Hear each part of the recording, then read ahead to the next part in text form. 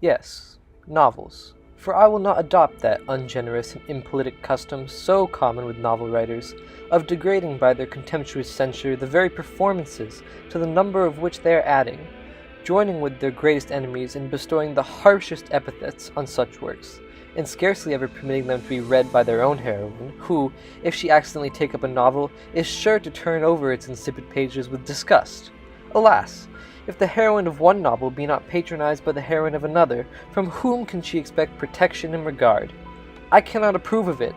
Let us leave it to the reviewers to abuse such effusions of fancy at their leisure, and over every new novel to talk in threadbare strains of the trash with which the press now groans. Let us not desert one another. We are an injured body.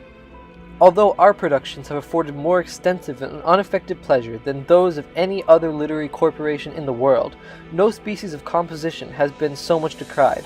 From pride, ignorance, or fashion, our foes are almost as many as our readers, and while the abilities of the 900th abridger of the history of England, or of the man who collects and publishes in the volumes of some dozen of Milton, Pope, and Prior, with the pens of the Spectator and the chapter of Sterne, are eulogized by thousands of pens, there seems almost a general wish of decrying the capacity and undervaluing the labor of the novelist, and of slighting the performances which have only genius, wit, and taste to recommend them. I am no novel reader. I seldom look at novels. Do not imagine that I often read novels. Oh, it is very well for a novel. Such is a common cant.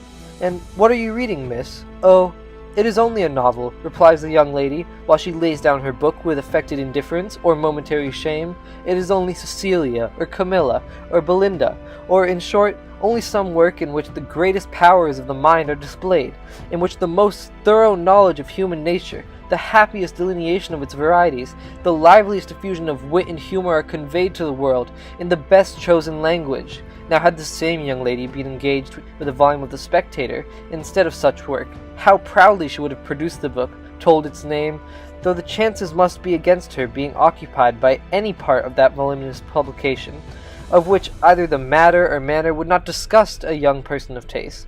The substance of its papers so often consisting of the statements of improbable circumstance, unnatural characters, and topics of conversation which no longer concern anyone living, and their language, too, frequently so coarse as to give no favorable idea of the age that can endure it.